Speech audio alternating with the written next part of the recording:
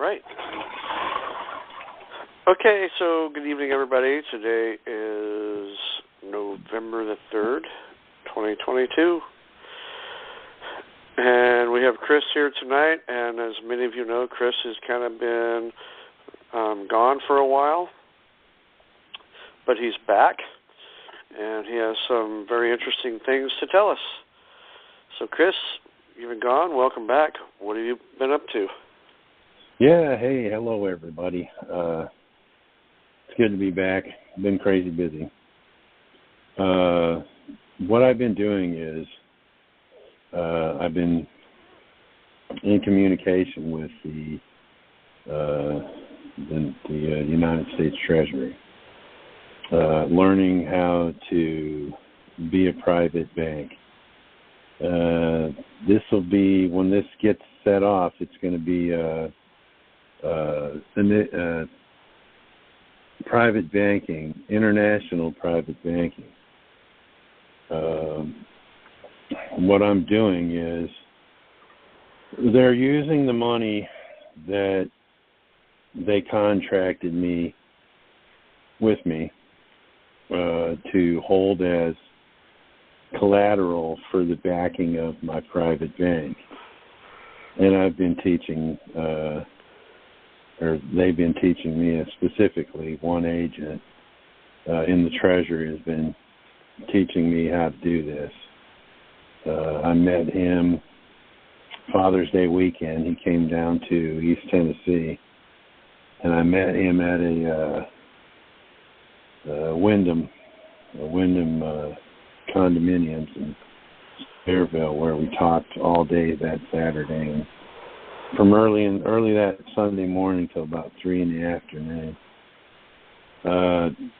He basically brought me in on what's going to happen if I'm willing to learn how to be a bank.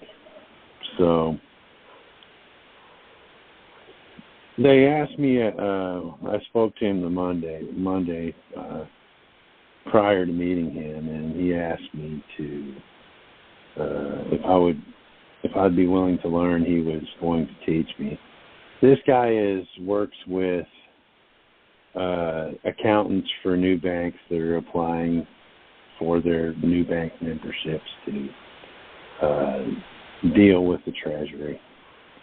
So I was the first person he's ever worked with that wasn't a certified public accountant. I talked with him, and he said, I told him, yeah, I would like to do that. If this ain't a scam, you're not trying to screw me up. I've already been to prison once for some crazy stuff. But he said no, that this was legit. And the very next morning, that Tuesday morning, after I talked to him on the phone, I lost contacts with everything. I was locked out of my emails, and signal was gone, and I couldn't talk with anybody in the comments on the YouTube channel. I couldn't make new YouTube videos. I recently got the contact back with the people. About a month ago, I was able to start communicating with some folks in the comment sections of the YouTube. About a month and a half ago, I got my signal back. I got my contact list back, but I had to do that mostly from my little black book. And I had I wrote down a few people's numbers that I've been dealing with on a 3x5 card. If I hadn't done that, I wouldn't have been able to contact anybody. I was pulled completely out of the Telegram channel. I wasn't even in there. I wasn't even in it. I had to ask one of the admin to bring me back in, and after I did that, they made me owner of the channel. So, but that's a dumpster fire. The Telegram channel is just it's been crazy. There is some admin in there now that have spent a little time cleaning it up, and they're trying to get it straight, but I don't know if that's a losing battle or not. Your best bet is to stay with groups like You Have the Right. You're going to get a little better information. It wasn't long after that I was in contact with Tad. A lot of phone numbers in my contact list were gone. And my phone was set up that if you called in and you weren't in my contact list, it was probably a scam call when I finally got it going back. So, but everything's back to normal.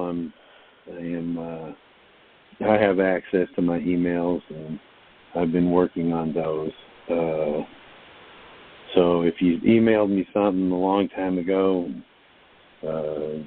you didn't get an answer back from me, it's probably gone. You might want to resend. That seems to have been a big problem with my email since I started this. It's been over a year since I did the channel, started the YouTube channel, and I haven't done a video since June, sometime in June, I think it was. I don't know when I'll get back to that. I have had about a half a dozen people just show up at my house. That doesn't go too well at Chris's house. It doesn't. I know that most people are doing that are, in desperate need of help. But one guy wasn't. Him and his wife came down, and I was working out alongside my house next to my garage, and a guy pulls up, and I'm out there without a shirt on because it's hot, and your hair pulled back and everything. So I hear some dude go, "Hey, you know where Chris Hauser lives?" I turn around and talk to them, and they didn't understand sarcasm, because they said, one of your videos, you said if you're ever in East Tennessee, stop on up and see old Chris. There we are. These people were from Georgia, and they came to Gatlinburg to celebrate. And they were close by, so they thought they'd just swing on over and see me. They pulled up. We talked for a little bit, yeah. So I heard that for about a day. Who's these strangers? It kind of freaks out my 15-year-old when strange people just pull up unannounced in the driveway. And, they could kill us. They could come and kill us, It's probably not likely, but I can understand their concerns. So if you're listening, don't show up at my house. Contact me if it's really, really super important like that, life or death kind of thing. Contact me, and if you're going to pull up, I'll try and meet you out down in town at the Cracker Barrel or Bojangles or something, But they were celebrating the payoff on their mortgage. I asked them if it was their anniversary. He said, "No, it's the payoff on our mortgage." Well, we did your remittance process with the 1099-A and the remittance coupon, and they paid off their house. Wow. So they wanted to get their picture with me, and after that they left. But people have had issues where, they think that something's important. Come down and see me. So one lady and her son, they were from Michigan, and the city was trying to steal their lake property, their lakefront property. It was on a peninsula around the lake in Michigan. They're trying to steal it from them. It's prime real estate. So her and her husband were watching my videos back in the winter. While they were in the hospital, he was dying of stage 4 cancer. He finally passed. I kind of thought, wow, man, this guy's in stage 4 cancer and dying, and what's he going to do with his time? Watch my videos. So when they showed up here, her and her son, they were staying in the truck stop, sleeping in the back of the pickup truck. I looked at her conditional acceptance, and and told her son, I said, look, man, if you understand what I'm doing, why don't you sell your son the property for 21 silver dollars, and then, this was at the end of October, September the 1st. I think she had to go into some kind of hearing, and they totally shut them down. And they're keeping their property, as it looks like anyway. So, I understand that. I understand the need that people have to be helped, and I'm glad I can help some folks. But I would hope that people would understand that my family's freaked out about this. My 12-year-old son isn't. He said, I got a gun. Anybody comes in here and blow their freaking brains out. And he will. He's a 12-year-old, probably shoot somebody. Hope he doesn't shoot me on accident one day. But he's got a gun. And he's been to hunter safety course, and he knows how to shoot it. He's killed some animals, and I know animals aren't people, but anyway, so they cut me off, and I'm all hooked back up again. The guy, after I met with him Father's Day weekend there, something else my wife was pissed off about. I spent most of Father's Day with a freaking treasury agent instead of my family. But I think once she seen what they were doing, she got a little more at ease about what's going on. This is something nobody knows. I just talked to Michael tonight, and there is a group of people here in East Tennessee that are doing the same thing we did. They're leaning judges and public officials, except the report that I got was they're not charging these guys with anything. I'm assuming whoever it is, I hope they've been paying attention, and they're doing it without the UCC ones. It could be why they're not being charged. I don't know. He's going to find out a little more information about that and get back with me. But here's what's going on. Okay, this is what's happening. I got a 1,000-page document that took me about 11 months to study. And after I studied those, and I'm doing 16, 17 hours of screen time, y'all. This is like every waking moment I got my phone in my hand, researching stuff from a 1,000-page document. So I do all that, and then I did a teleconference with 8 people from the Treasury, and they quizzed me on the information.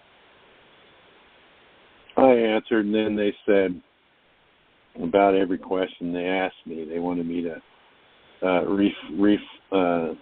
restate the information in layman's terms so that a high schooler could understand it or a 10th grader could understand it. So I had to think about that. How would I regurgitate this to someone so someone can understand it? I did that for about 3 hours, and I think it was 3 hours and 45 minutes I was on this conference call. And we all hung up, except me and the agent, and I asked him, how did I do? How do you think I did? He said, I don't know. These people are unpredictable. But I think you did pretty good. So he called me back a day later and said, okay, you're good. Now we're going to do the second phase of this process, and that's the paperwork. It took me about 3 weeks to do the paperwork. I submitted the paperwork, and yesterday I got a call from Mitch, he's the guy at the Treasury, and telling me that only 3 of the documents needed to be corrected. One was an easy fix, and the 2 other ones, I frigged them way bad up. He highlighted some things on them and put some notes with them, and as soon as I get them, should get them tomorrow, no later than Saturday, I would suspect. So I will talk with him. I'll redo the paperwork and resend it. it'll get added back in. Then what they'll do is they will notify me when I'm able to bank. Okay, now, as far as the banking goes, all right, what I'm going to do is make loans. Say, for instance, Tad needs a couple $1 million. What I'm going to do is I'll be sending Tad a contract. He'll sign it in front of a notary public, send it back to me. That contract will state that I have his power of attorney to sign his beneficiary signature on the back of the 1099-A. I'll submit that electronically because I'm going to have a straight line connection with the Treasury. The Treasury will take that 1099-A, process it. I'll send it the next day air, so that they get it. And what they'll be doing is they'll be working the paperwork. They're going to send the money to me. Say Tad wants a loan for $2 million. I'm going to do a 1099-A for $2,200,000. And Tad's going to do this. He's going to have not nary a bit of problem with me doing this. That's going to be my fee. I'm saying 10% because it's easier to do the math. It's probably going to be less than that. It's probably going to be more like 4% or 5%. I'm just saying 10 because it's easier to do the math. So I'll do that. Then the money will come to my account. It's not a Treasury Direct account, but it's something similar to that. It'll come to my account, and it'll be a beneficiary account, okay? It'll come into my beneficiary account. I'll take the $200,000 out, and I'll send Tad to his account the $2 million, okay? Now, when I file the 1099-A, I am not going to check box 5. I am not going to check box 5. What does that mean? That means it's not getting repaid. So in a year, the contract will be set up for him to make the first payment in 365 days. He's going to come to me in 365 days and say, I can't pay the loan. I'm going to do a 1099-C on that and cancel the debt. The reason I'll do the 1099-C to cancel the debt will be because that's how I cover my money. If I don't do a 1099-C, they're going to take $2.2 million out of my trust to pay it back to Tad's trust. You see what I'm saying? So that's how this is going to work. You know, you'd say, well, why would they do that? Well, first off, in order for them to actually get their money from me, the $71.4 million, plus interest since 2016-15, they have to pay me mine. And they have. They put that into my trust fund. But they can't really access and use their 71.4% plus interest until I have access to use mine. And I'm not going to be using mine for anything more than the backing for my bank. And that's insurance in case Tad doesn't pay me back. And you say, well, why would they do that? Or why don't banks do that? Because banks are greedy, my friends. I'm not greedy. I'm going to get a percentage straight off the top. You're going to get your money. That's yours anyway. And then Tad's going to do something with it, right? Tad's not going to just sit on it. He might take 30 or 40% and convert it into gold and silver, and I would do that, folks. I would do that. But he's going to take a lot of that money, and what he's going to do with that money is things that are going to generate revenue for the government. That's why they're allowing this to go down. Okay. Can you give us an example of what you mean by things that will generate revenue? Well, say Tad wants to build a self-sufficient community for him and his friends. he's going to need to buy land. He's going to need to buy equipment. He's going to need to buy stuff from Lowe's. He's going to need the concrete guys to come in. He's going to need loads of gravel. He's going to take that money, he's going to spend it into the economy. That's going to generate revenue. Revenue that wouldn't have been generated if he hadn't got that money. That's how this is going to work. If I give you $5 million and you come to me and get a loan for $5 million, and you go buy a $5 million house, if it's already built and you're buying it from another owner, they're going to do something with the $5 million to get from you. Or you're going to spend $5 million building it, which means materials and contractors and architects and plumbers, electricians, all that stuff. That money's going out. It's going to gas up the economy, and the government's going to get theirs back in taxes. If they get it for nothing more back than sales tax, it's a win-win. Okay, here's where this really gets interesting, y'all. Not only am I going to do this, a lot of y'all that are listening are going to be able to do this because I plan on teaching this process. They planned on me teaching it. That's why they asked me to explain it in layman terms. That's how I found out that after this conference call, I asked Mitch, I said, why do they keep asking me to explain it easy? Don't they already know how it is hard? He said, yeah, but they want you to teach this to other people. Like how easy you made it for people to understand what you were talking about in your videos.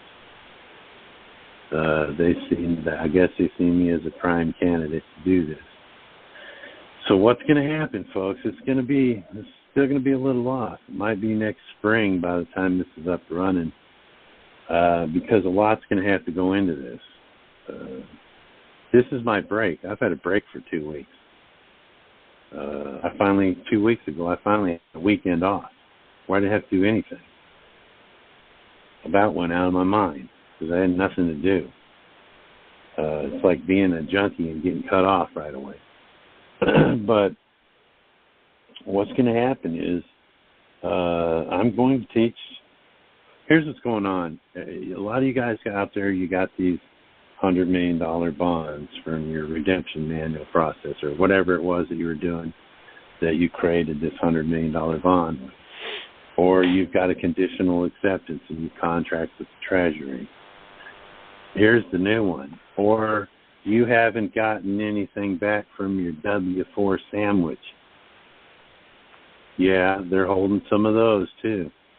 There was an empty office in the Treasury that these contracts were coming into. My contract, my friends that are in prison, their contracts, they're the oldest ones there. You guys are doing your conditional acceptances and contracting with the Treasury. Well, yours is there. There's 10 99As there. A lot of people's 1099As are ending up there. And they're going to want me to do these 1099As. Well, not necessarily me. Maybe you. Maybe one of you will be doing these for, maybe a bunch of you guys out here will be doing this for other folks. Here's what's going to happen. Right away, as soon as my bank is up and I can start doing this, I'm going to do loans first to the people who have been with this for quite a while and are savvy with what's going on. And also some of the people that the Treasury wants to have done this first. I'm sure they've got a list of people that they're about to dump in my lap. These are the people we want you to teach to be banks right away. Everybody's going to get their turn, even the junkies. If you're a junkie and you've done a contract with the Treasury, or you've done a contract with the bonds or whatever, you may have the opportunity to be a private bank. You're going to end up in rehab first. You're going to do some rehab, and you're going to be drug-free for 6 months to a year before we're going to drop this on you. But for the most part, people that are doing this aren't junkies. And most of them that are doing it have a half a brain. And they understand what it was that they did. Well, the Treasury knows this. They may be looking at people who they think understand this real well and are in a position to take on the responsibilities of doing these loans for people. I don't know what their intention is, but I do know when they drop, 12 or 18 or 24 people in my lab and say, here, train these people first. As soon as they're trained, I'm going to go, okay, here's my 12, my 18. I'll do yours, and then you're going to do mine. Then I'll do yours again. That's how we're going to do this. What I'm going to do, folks, is create a foundation, a 508 foundation. I'm going to have 9 people in the council. Each one of those people is going to be the head of different divisions, okay? And every member in the council is going to have equal vote. Then there's going to be an outer circle of probably 30 folks, and every one of the 30, each one of the 30 will have 10 of their own in an outer circle. And these are going to be the people that are going to train people how to bank. If this foundation's up in 6 months, by the time summer's over next year, a lot of people are going to be banking. And the business is going to find you. When you start banking, the business is going to find you. Tad's going to be able to come to me. I'm going to give him a loan, and I'm not even going to check your credit. I don't care about your credit. I know what your credit is. It's good. The private banks are also going to be able to access QSIP numbers and individual bonds that were created on your birth certificate and your Social Security card.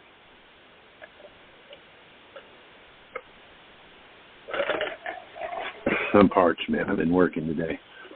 So that's what's going on.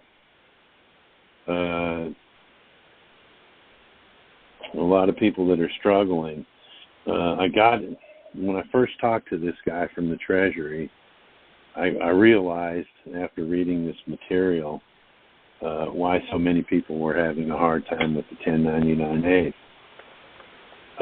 Because, and this is my bad, this is where I was wrong. I was telling people, well, I'm not necessarily been wrong, because some people, this has worked for, very few. But it has worked for acting as trustees for other folks. But for the most part, when you read the directions of the 1099-A and 1099-C, it tells you who must file. So what they're doing is they're going to allow a bunch of us to be those financial institutions to do this with. And the reason that it's a private bank, is because each one of y'all, even though you'll be working with the public, see, like Tad, I'd be working with the public. Tad needs a loan, right? How's that a private bank? It's a private bank because I'm the only investor in the bank. It's my trust. That's the investment into the bank. I'm not on the market. You can't buy stock in my bank. These are the things that make it a private bank. So that's kind of where we're at with this. Most of y'all that are connected with Tad are going to know fairly soon. Tad's one of my closest confidants. He's pretty much the first person that has known everything about what's going on in real time. Well, so, I believe I was a little indirectly responsible for getting you connected. Yeah, you was, but I didn't want to mention that. I figured you could if you wanted to. I know a lot of people that I've talked to, they don't want to put their name out there, so I didn't. But yeah, if y'all really want to know, Tad is the reason that I moved into the position to call them. So now that he's let the cat out of the bag, he tried to do his foundation alone with a letter of credit, or give them a line of credit with a letter of credit that opened some doors. They wasn't talking with him much about it, but he got a hold of the person that I ended up getting a hold of that indirectly put me in line with the right guys in the Treasury that do my stuff. I just basically called the lady and said, "Hey, where's my money? I got some contracts. Where's my money?" I didn't even say anything about a letter of credit. But yeah, Tad's the one that pretty much opened the door to the United States Mint there. Yeah. So that's where we're at. I'm going to, when it comes to that, like I said, the first thing I want to do is get people the loans. Like say I asked Tad to take a position in the council, the foundation, and he says, "Yeah, I'll do that." Well, the first thing I want to do is make sure he's got a loan. He's going to be one of the first people I loan to, because I want him to be financially stable.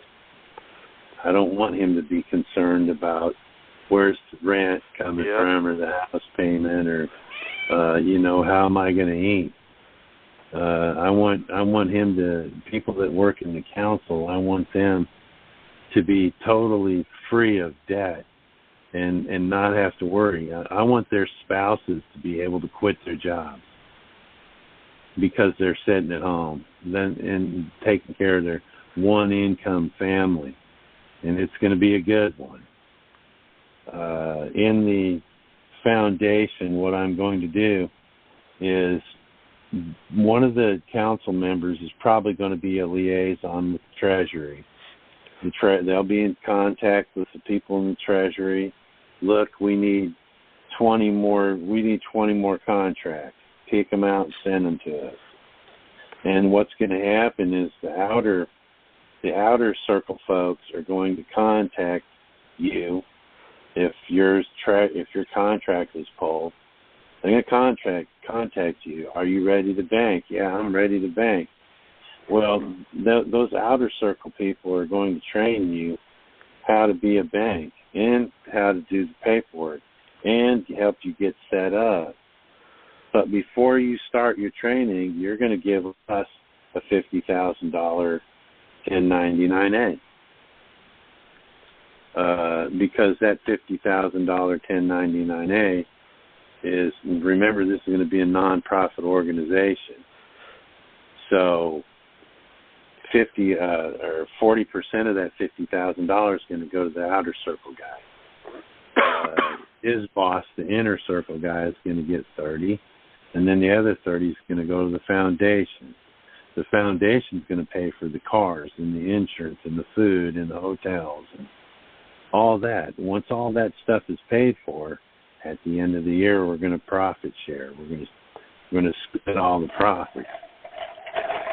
So this is going to be good. If you think about that,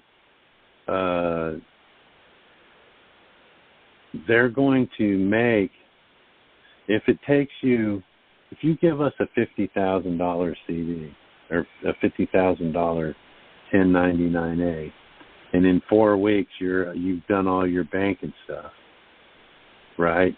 And the outer circle guy is teaching 6 people or working with 8 people, helping them to become banks in a week, per week. That's, 200,000, 400,000, 600,000 a week that outer circle person's going to make. Not to mention most of the people in the foundation are going to be private banks.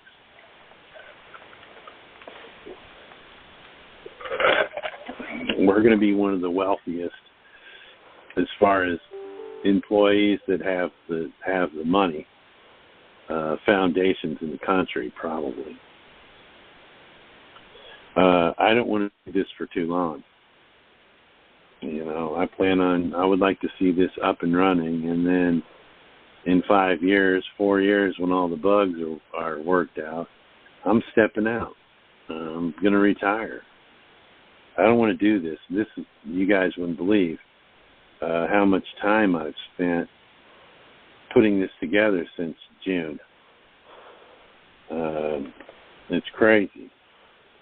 I've rearranged my office down here. My son doesn't game in here anymore, and it's no longer the home school. This is my cabin, my office and my cabin. I got a bed down here. I got a refrigerator and a microwave. My wife will send me a text or something like that, come and get some supper, that kind of thing. So I'm pretty much living down here. I do go to sleep listening to Coast to Coast, AM Coast to Coast, and Art Bell. I like to listen to that stuff right there. I did while I was in jail. It was so loud in jail. There's 60 people in one cell. I put the earbuds in on the radio, and I'd go to sleep listening to Coast to Coast, George Norrie. Yeah, some crazy stuff. But that's where we're at. And so are you ready to take some questions? Yeah, I just recently started talking back in these groups again. But this thing isn't going to be, I'm not going to teach this process on YouTube.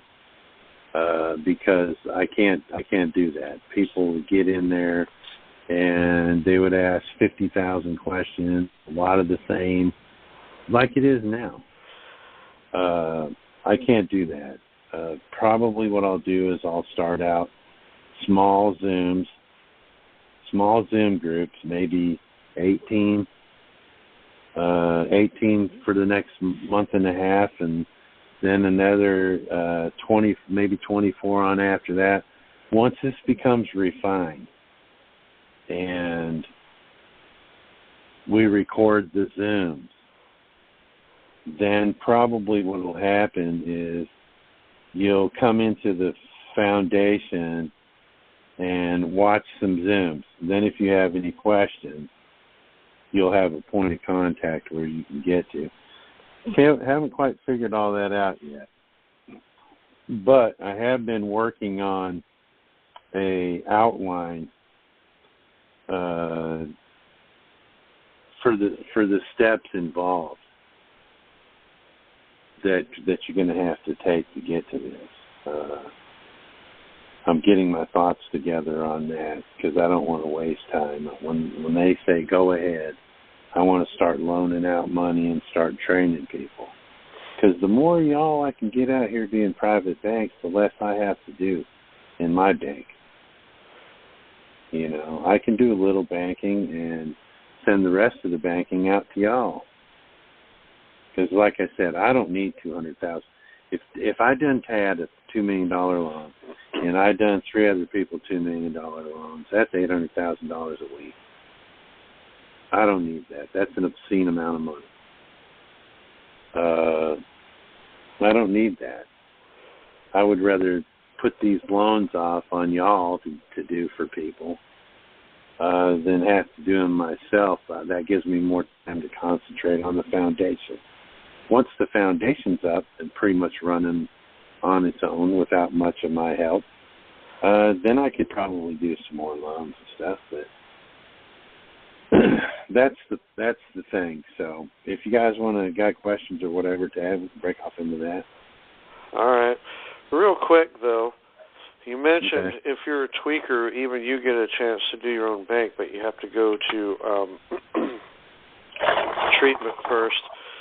And I want to say, if you have any kind of chemical addiction, and you're at the point that you know you have it and it's messing up your life and you want to change, research something called ibogaine. You cannot get it in the U.S. You have to go to Mexico to get treatment centers there. But ibogaine is a derivative of the bark from a bush in Africa. It's a hallucinogen. But what it does is that when they put it in a pill form, but you take it and you go on like a 5 or 6 hour trip. But during that 5 or 6 hours, that ibogaine rewires the brain's addiction center. And when you come off of that thing, in most cases, your desire, your cravings for your chemical addictions are gone. Okay, that doesn't I'd probably even do that. I'd probably do that without an addiction, man. That sounds like fun. Yeah, well, some of the tribes in Africa use it as part of their spiritual ceremonies. Can't imagine why. But so if you do have, and I say this because recently I lost a friend. He was an ambitious man who did a lot of good things in his life, and he fell back into alcohol addiction, and that led to other things and other things. And then eventually he had insurmountable legal troubles, and he just killed himself. So, and I tried to introduce him to ibogaine, but he just wouldn't listen. So, if you have an addiction and you are listening, look up ibogaine treatment centers. I think there might be ones in Canada. I'm not sure, but Mexico for sure. So if you have any questions, hit *6 on your phone. So I think we're going to go to Monica. Hi, can you hear me? Yes, thanks for waiting. Yes, ma'am. Oh, hi. Hi, Chris. And I was just going to say that that we do actually have a contract with the Treasury. It's been over 130 days. And just recently we received the green cards back, but the original ones that we sent to Treasury, they send it back to me. So I don't know what that means. But nothing else came. And it's the green card, right? It's the green card. Yeah, the certified mail. Yeah, the signature card came back.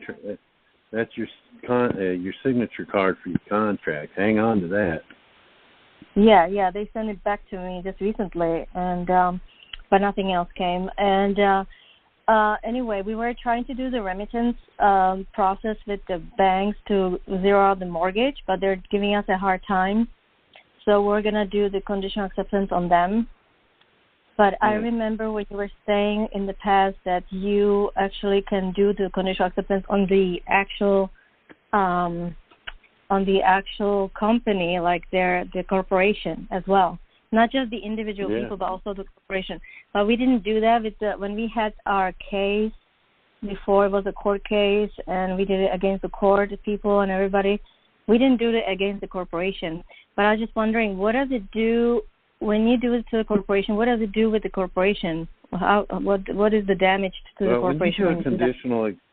When you do a conditional acceptance against the say the CFO or the CEO, or even one of the peons, you're actually, if you're doing the conditional acceptance like the example that I give, that I've given out, then you already have, because you say Mr. So-and-so and their principal. Okay. The principal is the corporation. If you're doing a conditional acceptance on a judge and a prosecutor and a clerk, right, you're also doing it on their principal. Their principal is the court. So if you do it on someone in a company, and you've got the verbiage in your conditional acceptance where it says you and your principal, usually on the, let me see here, I think it's usually like on the first page, maybe.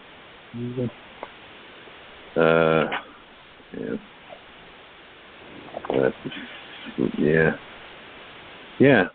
On the very first page where you got the from and then you do the to, the trustees and their principals, and then it lists all the then you list all the trustees. If you did that against someone in a corporation, you did do their you did get their principal. Oh, okay, I see. Okay, that's you good. Know what I mean? And yes, makes sense. Yeah, thank you. And so they're giving us a hard time. They're not doing anything with our remittance letters, and they keep on saying, "Oh, we don't know what you're talking about." You know, they're playing game with us. So we're like, "Okay, that's it. We're gonna do the conditional acceptance on those people because they're not helping us with that." And I was gonna send you an email. What is the best email? Is that the Proton Mail or the Gmail?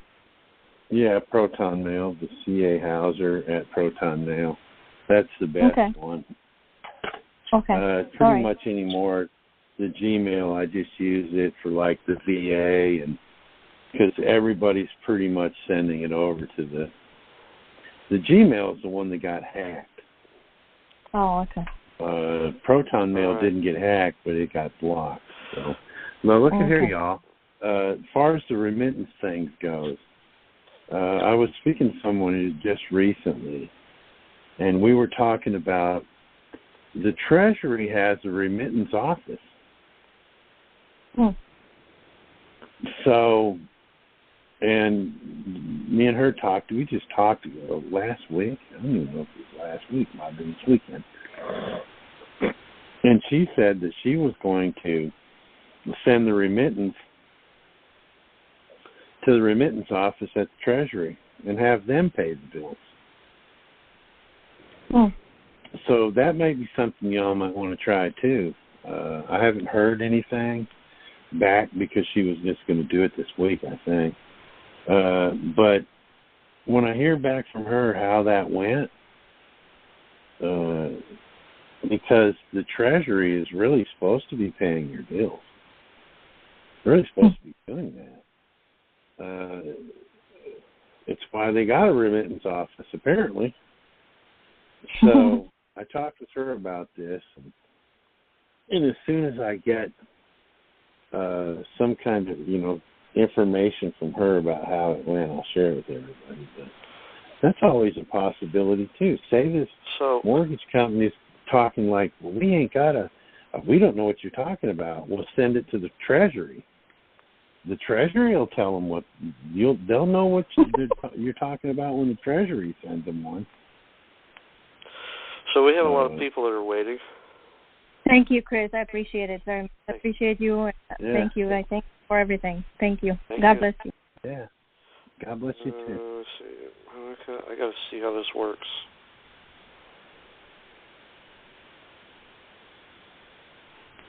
Okay, so there we go. maybe I've got to go to the next. Rambo. Hi, Chris. How are you? I'm well. How are you? So I have a question fine. for you. Did you ever live in North Carolina? Who, me? No, I've never lived in North Carolina. I just have a North Carolina number, trying to stay on the private side and lay low. I just thought you might be related to somebody I know. So, okay, go ahead. No, I have no family there. Chris, I'm so glad to hear your voice. I've been following you for at least 6 to 7 years, and I have some old emails that we had when we used to talk before you blew up. And I'm stuck at a crossroad because I authenticated my birth certificate. I did my passport. I did the name correction, which really needed to be corrected. You sent me on that path years ago, and I finally got it completed because the records were sealed. My mom passed away, and they changed my last name to my dad's last name. So I did the court order like you told me to do with the Superior Court, and I was successful at doing that. So I'm still stuck at trying to get my son out of prison. He's been gone since he was 18, and he's now 35. And this happened in Douglasville, Georgia. And you were trying to help me with that situation, but you told me I needed to do some corrections first to get myself set up. Will I be able to get in on this group that you're going to have privately? Will I be able to get in with that so that I can get him out? I don't know how much longer I have. I've been diagnosed with lupus, and I'm just trying to get my boy home. Yeah, I'm just trying to get him home. I know I have to have something for him to come home to, and he didn't murder anyone. He didn't kill anyone. They locked him up because of an armed robbery that they said that a Mexican said that he was robbed. So it wasn't a store. They said he was with a gun, but they still to this day haven't found a gun. And I'm out of resources, and I've still just been hanging on to hope. Just glad that you're okay. You know, even if you can't help me, I know how it feels, and I've helped a lot of people, and I'm just trying to figure it out. You know, this is not for greed. It's to help get us out of this system. Yeah, just stick with Tad here, and as soon as it's up, we'll get you some help. Well, look, I'm also doing some things with my prison buddy who's in on murder conviction. So yes, if that goes down, there's a couple different things we're doing. Today I started doing the W-4 on his case. That might be something you want to look into because it seems like a lot of people so far have done quite well with cases. Okay. I don't. Cases that are pending right now. Okay. But we're doing this. Well, I'm doing this on a 30-year-old murder conviction. There are people that have done this on 20-year-old car repossession and got the company, the finance company that repossessed their car to pay them thousands of dollars. Right. I'm in that situation as well.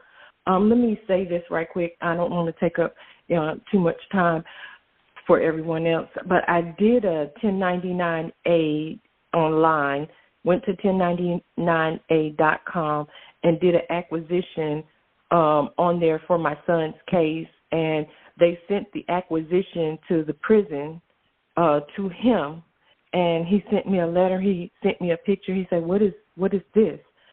So he has the acquisition, and it's for, I think it was either $3 million or $300,000.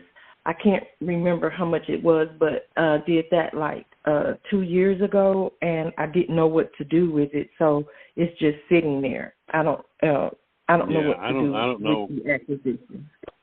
Yeah, I don't know what the 1099-A would do for him at this point. We have got Union Supply to accept 1099-As. I don't know if you guys are familiar with Union Supply. Yeah. But in this state, Union Supply handles a lot of the commissary for the people that are in prison. Absolutely. The first one they took was for $1,000. This inmate gave a 1099-A to Union Supply. They sent it back to him and said, "Oh, well, we need you." They sent him back some paperwork. They said, "We need you to fill this paperwork out right here." He filled it out and sent it back to them. And now all the inmates that are around him are doing 1099-As so they can order stuff from the Union Supply. Yeah. You know, clothes, yeah, the cost and fans, of food has TVs, gone. TVs and tennis shoes and food and they're using 1099-As to pay that. But the W-4,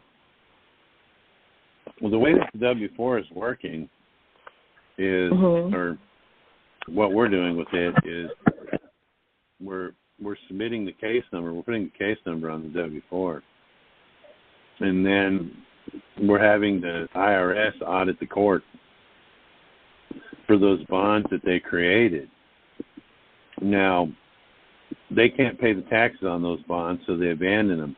When they abandon them, there's no longer a case. So cases are getting dropped like crazy with these things. People aren't getting paid, but the cases are being dropped. You know what I mean? So we're going to see how that works. If this works with my friend that's in a 30-year murder conviction, don't think we ain't going to figure out how to do this for everybody.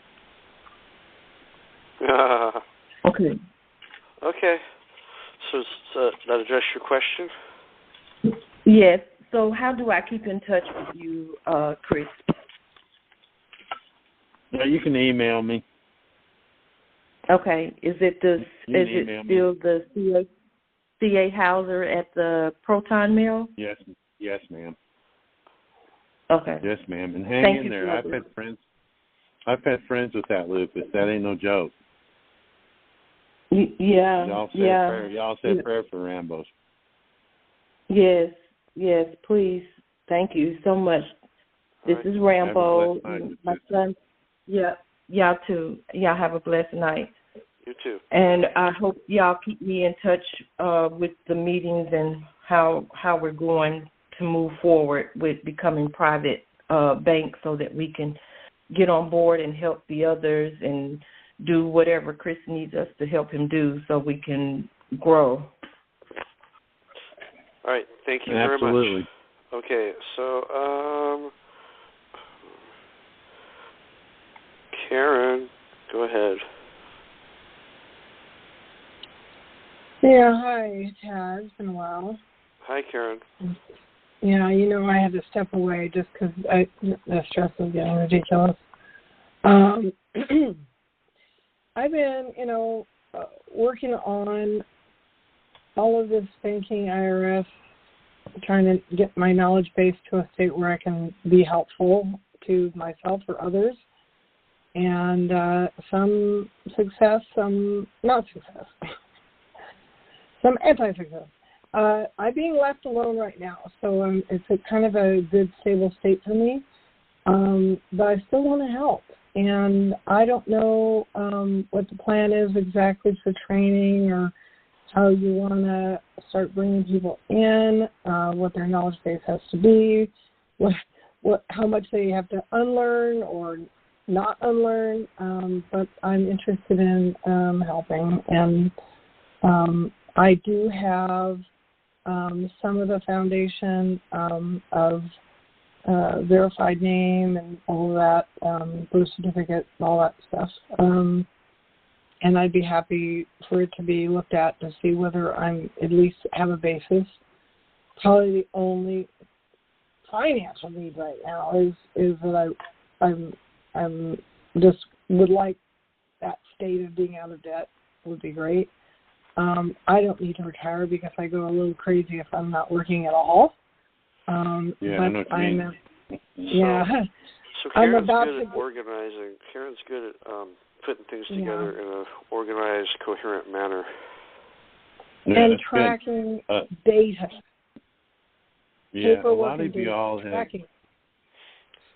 Yeah, a lot of you all have contacted me in the last week or two, and I've talked with people that have had years of banking and accounting and in different qualities. I'm going to have a huge pool of no doubt qualified people.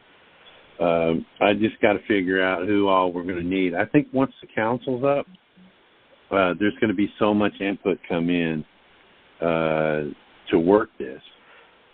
Because I know when you get half a dozen people together and brainstorming about stuff, and everybody's had different experiences in their life, and everybody's got different educations and see things differently, that we're going to figure that out. And I'm not throwing away any emails. As a matter of fact, I've been starring emails from folks that, have talked about their different qualifications, and, that'll be a whole long list of folks that'll be, that'll be out there to help. And, this is going to be profitable. Anybody involved, from the least to the greatest, is going to, that's what this is about. It's about helping people, being able to help people. But the benefits are going to be crazy. We're going to be able to be the Mr. Drysdales for you Gen Xers, man. Gen X? That's what this. I'm 64 years old. Yeah. Baby boomers. I'm a late baby boomer. They know who this. My education is in computer science, and I have an MBA. And what I've done as a career is a business analyst for most of my career. Although I was a coder at the beginning. And again, my strengths are organizing data and documents and timing of things and process and all that. Yes. So Karen would be I'm good. I'm working full time until the end of January, and then I'm free again. All right. And on unemployment. That might be the best time to get you in there. Just stay in touch with Dad. Timing might be good when I'm just sliding on unemployment, and I'd like to, free up the debt so that my unemployment will cover what I need, which is not very much. Yeah. All right, Karen. So stay in touch, but we do have some other people we got to get. Yeah, definitely, Karen. All right, thank you, Karen. 858 area code. You're next.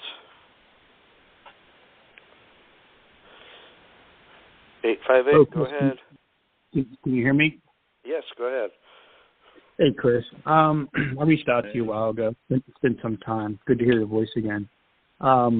The reason why the question I have is a few of us obviously have done the 1099-A, and actually some of us received vouchers back from the IRS. But I wasn't exactly sure what to do from there once we received those vouchers. That's the first question. I don't know if you can kind of address that and give me some. Okay. You talk about the 1040Bs? No, it's actually came as a voucher from the IRS. I don't think it was a 10. I'd probably have to look at it. Does it have an amount on it? No, there's no amount. There's no amount. Yeah, I'd have to take a look at it to see what it is. I'm familiar with the 1040V. I thought that maybe the Treasury required you to provide a invoice or bill or what have you along with that voucher. But we'd already submitted the 1099A, the OID, and the 1096. But in return, that's what came back was a voucher. Yeah, that's is there a form number on it? Yeah, I don't have it in front of me right now. But yeah. Hey, if you could take a picture of it minus any Social Security number, cover that up, and send it to me so I can email it to me and put title it voucher. So when I see it, I'll know it's from you. Then I can look at it and I'll. Which email or Telegram? What's the best contact? No, email it to me. What was the Proton Mail? I don't know the C. first Hauser. C.A. Hauser. Okay. Capital C, capital A, capital H, AUSER. And it's at protonmail.com. Okay. Thank you. That's it. I yield. Yeah, man. Appreciate it. Thanks for joining us tonight. Darling, and darling. Hey, darling and darling, Mary Angela. Chris, do you have a time frame when you're going to be up running your own private bank for loans? No, I don't, because like I said, I got some paperwork that I submitted that's coming back, and then once a tentative though, this should be by the end of the year. Okay. Because I don't know how long it takes. Once I've been approved, once the paperwork's approved, I don't know how long it takes before they say, okay, you're ready to go. I may have to. I was talking with someone night before last night. I don't know. My days bleed up so much. But I was talking about I've been looking at some computers and I just bought a external hard drive here not too long ago because it looks like I'm going to need a lot of storage. I may even have to purchase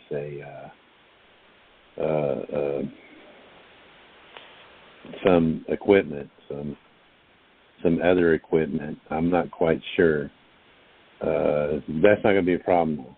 If I have to put in a server here in the cabin, I think I'll even be able to do that. I got a tech guy who said he'd come set it all up for me if I just buy the gear through his company, the company he works with. He said he'd set it up for free. So I may have a server up here for too long, which would be good. Okay. Well,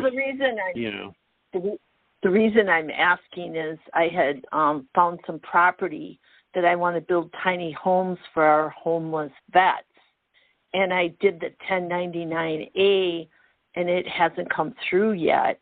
And then I also submitted to the IRS for an EIN number for private banking because I wanted to do that before I realized you were doing this.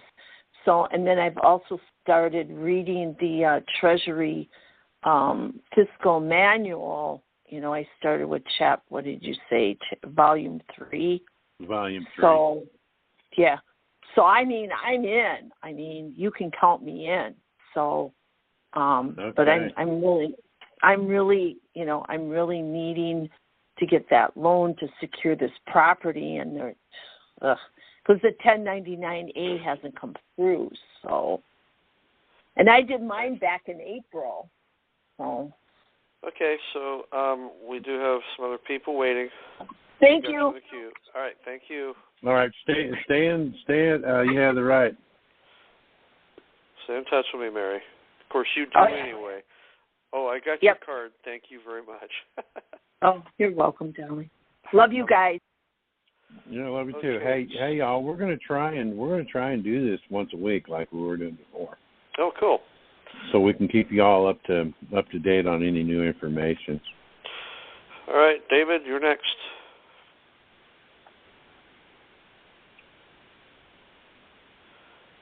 David, go ahead. 913 area code. Make sure you're unmuted. Go ahead. Okay, can you hear me okay now? Yes, we can. Go ahead. My question's on the 1096. Just who signs that on the 1096? Does the trustee ever sign it? The trustee. The trustee. Okay, they the title it trustee trustee. signs it. And the trustee's going to sign everything. The trustee's going to sign everything except the back of the 1099A. Okay. The reason why I asked that is because on one of them you said that to put beneficiary in there and you sign it, but I think it was because you had a lien. You were doing a lien and not purchasing something. Mm-hmm. Is that correct? Okay. I guess that's why. Okay. But that's it, you folks. When I do the videos, I'm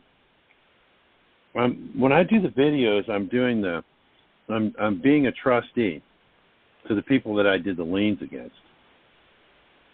Okay, I am the trustee in that one. Okay. That's why I signed those like that. That I was doing the 96s and the 1040Bs and all that, because the Treasury was going to take the money from the people's trust that they were going to lien. They were liening the people for me. That's why they're a little different. As a trustee, working as a trustee, you're going to do the 96, the OID, the 88s, the 40Bs. The only thing that the beneficiary is going to do is 1099A. So they don't ever sign the 1096 and put beneficiary next to title. I wouldn't sign it. I don't know. Okay. I mean, you can put when you sign the 96, you can put beneficiary because you are the beneficiary of your own trust, but you'll not be the beneficiary on the 1099A. Right. I know that. So you're actually going to be the beneficiary of the funds that come from the 1040B, and then you're going to give them to the beneficiary. I don't know if that might be a little confusing to think of it that way, but you don't have to sign it that way. Okay. You can sign it trustee. You know what I mean? You could actually sign it the 96 with a trustee for the title. You can sign the signature with the beneficiary, and then over where it says title, put trustee. You can do that too. Okay. Mm-hmm. Yeah, I was trying to pay my lease in advance, and I wasn't sure whether I signed it, so I sent them a copy with my signature as beneficiary, and then I left the other one blank. You're trying to pay the what? What was you trying to pay? Pay my rent. And so I signed one to 1096. I'm glad you told me that because look, what you've probably done is did a 1099A for your rent, you as the beneficiary, and then you tried to do the 96, the 40B, and all the other ones. You can't do that. That's what the landlord would do. The landlord will actually fill out all the paperwork. Yeah, I understand that, Chris. You see what I'm saying? I just filled it out. I just filled it out. I didn't sign the 1099A except for one of them. I gave one with my signature and one without, and I said, I'm just doing this as a courtesy. Filled out most of these papers, and you have to send them in. All right. Thanks for telling me that, man. Yeah. Yeah, I know. I kind of get worried when I hear y'all doing this stuff. But yeah, if you filled it all out for them, then they're the ones that will sign the 1099 they're the ones that will sign all the other documents. You'll sign the back of the 10. You'll sign the back of the 1099A, and they'll sign all the other documents. Okay. But if you can fill them all out, so all they have to do is sign them. You know what I mean? Right. That's what I kind of did, so I make sure that they knew. Okay, cool, man. I appreciate everything you do, right. Chris. Thanks for thanks for clarifying that, man. Yeah, you have a good one. Thank you. You too, brother. Okay. 915 area code. Amanda, go ahead. Hello. Actually, this is Will. Okay. Thanks for taking my call, Chris. Sure. And Tad, I appreciate you hosting tonight. And Chris, it's real good to hear your voice. Was kind of worried there for a minute. I'm just glad you're safe and sound. My question is pretty much kind of touched on it before, but more so about how I can be involved. I'm willing to volunteer my time, do whatever I can to help bring this along. I'm still learning how to do stuff. I haven't implemented anything, but I've watched all your videos on YouTube and started taking the instruction on the website. So I just wanted to, see if you had any more details as far as the timing of it and how we can get involved to, be one of the workers or, I retain information pretty good and, I've, been through the system, so I'm willing to do whatever to, help. Yeah, man. I appreciate the enthusiasm, but I'm not looking for volunteers. Anybody's working with us, they're getting paid. So, yeah. You know what I mean? Yeah. When this goes down, we ain't doing nothing for free. All right. It's time I to want get paid. to do the work is what I'm saying. Like, I just see so many implications for this. Yeah. I know some people are, like the lady said, she was looking for funding to do what she had planned, and I just see so many ways this can be used for the good and put power back into the hands of the people where it belongs. And with some of the stuff that's going on politically, we can stave off some of that and crimes against humanity. Don't you know it, man? All right. Don't you know? So we still got some more people waiting. So thank you very much. Hey, thanks for calling. Right. And like I say, y'all, I know y'all are interested. Want to get into it, and we sure can use the help. We'll be needing the help. But right now, until I can get a tentative number about when this is going to be up, stay with Tad, y'all. Stay with Tad. Get them emails when he sends them in. Come on these calls when you can. And believe me, I'm going to keep everybody up. Tad records these too, so give him a day or two and let him come up. If you miss it next Thursday, no sweat. He'll have it recorded probably by Saturday or Sunday. Yeah, I'm going to start posting these at YouTube. So. Yeah.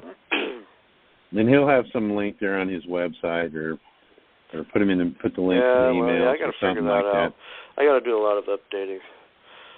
So anyway, we'll go on to our next caller. 636, you were on earlier, and I think you dropped out. So we're going to go to you next. Hey, Chris. It's good to hear you again. I'm glad you're okay. I was a little worried about you. Hey, is this Missouri? It is. I thought I recognized your voice. How you doing, brother? Doing pretty good. Hey, I just have a question. I did that conditional acceptance and everything. And with you kind of disappearing, I didn't know if something was wrong with the Treasury process, so I was trying to figure another way to get these paid. And I was on a call here a week or so ago, and someone was saying that with their bonds or their insurance, like for the cops and the stuff, that if there's any kind of claim against them, that the insurance halts immediately. And I was wondering if we could get their bonds. And without their insurance, then they can't work. And this is this is against who again? Against cops and things like that. Okay. Go after their bonds. Cops and judges and things like that. Yeah. And if we could find their bonds or their insurance and then send the insurance or the bond a notice of claim, I wonder if that could mess them up. You got any thoughts about that? Oh, yeah, it should. Yeah, it should. It should stop all that, man. As far as going at finding their bonds, they don't give that. They don't like to give that up so easy. I've made some inroads you know what I'm saying? into that. It's not. I think if you're in a court case, what did he say? You do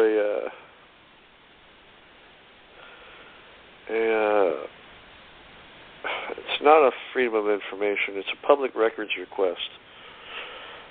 Go in and to the court and do a public records request for the judge's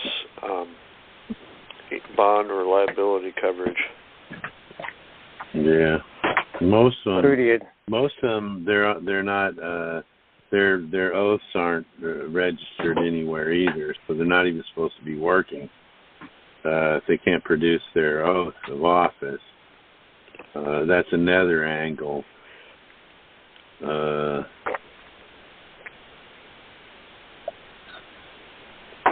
right. So does that answer your question? Yeah. That's, all right. Good. Okay. Thanks, guys. Thank you very much. You know what? Let me see. This is... Okay, so that's how you do it. All right. 619 area code. Go ahead. Hey, how's it going, Chris? Pretty good. I'm glad to hear your voice, man. It's good to hear it again. I wanted to ask you about how your court case is going.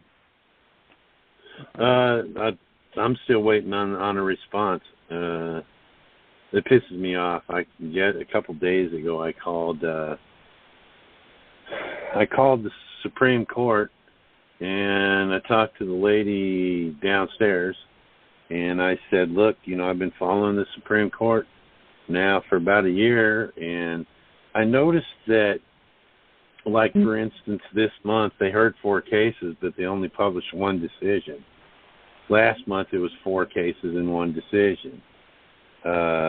July and August, they listened to no cases and published no decisions. I said, if I was working if I was the manager of a warehouse and I only got 1 out of 4 loads out that I was supposed to have done for the day, I would be out of a job. How is it that these people, we're paying them, there's 5 judges, we're probably paying $1 million a year for them to work 25% of the time. And she was like, well, I don't know. When I said that, I don't know what's going on. I'm just down here. I don't know what they do up there. I said, well, apparently nobody does. Who do I talk to? Who's supposed to be, who's the oversight for these guys? Well, if you have a complaint, you can call the Board of Professional Responsibilities. I'm like, yeah, right. So I called the Board of Professional Responsibilities. It's the Board of Professional Responsibilities for the Supreme Court of Tennessee. So it's the Supreme Court's Board of Professional Responsibilities. They're not included into that, right? So I called that, and and it said if you're a judge, press 1. If you're a lawyer, press 2. If you're in the public, press 3. So I pressed 3. The only way that you can contact the Board of Professional Responsibilities is to file a complaint. Go online and file a complaint. So you can't even talk to somebody if you got a question, right? So I looked at the members who are on the 9 members who are on the Board of Professional Responsibilities, and only 2 of them aren't bar attorneys. They're not bar members. Only 2 of them aren't.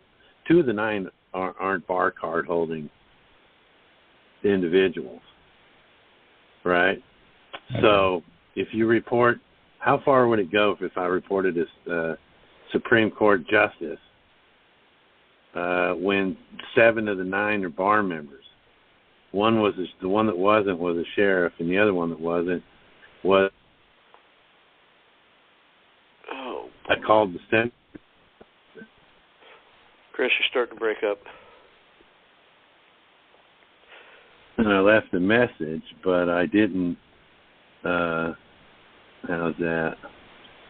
Oh, go ahead. Is that any better, Tad? Yeah.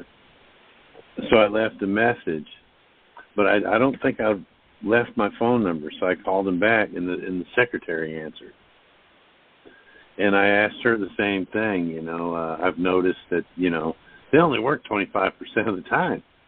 They only fill a quarter of the orders that they have. What's the problem? Why is it like that? Well, if you want to file a complaint, she said, if this is only for lawyers and judges. I said, how far is that going to go when they're all bar members? You know what I mean? You got to screw up really bad. I said, I watched one Supreme Court case where the lawyer was had her license suspended for 3 months because she was dating some bouncer that was a bouncer at a club in Nashville. He hurt somebody, and she tried to represent him. Right? So the judge reported her to the bar, and they suspended her license for 3 months.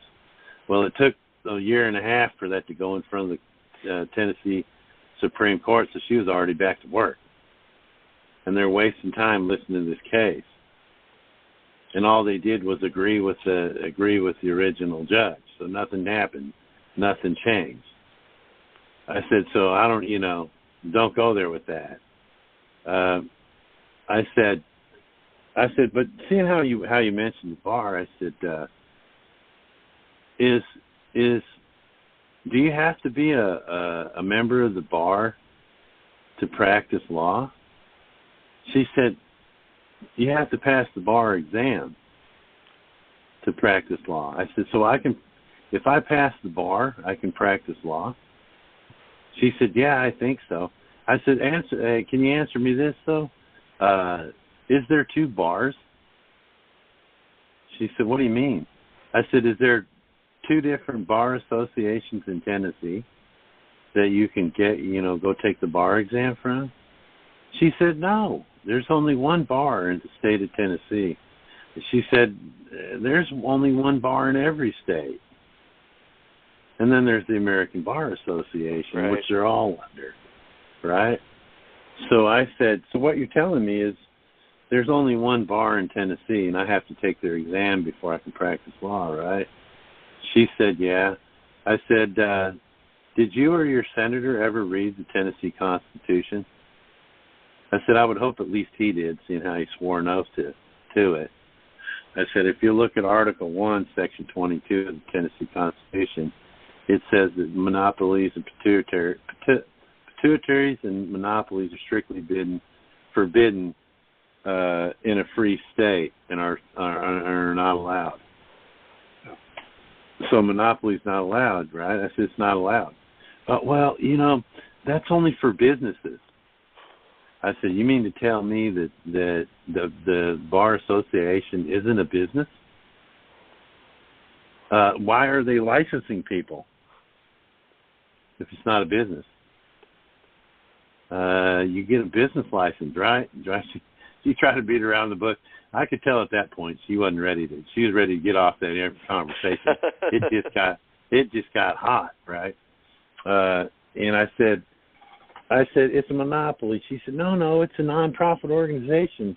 I said, so the fees that they get, what does that go for? She said, well, like continued education and all this other stuff. And I said, okay. I said, every judge in Tennessee pays $300 a month.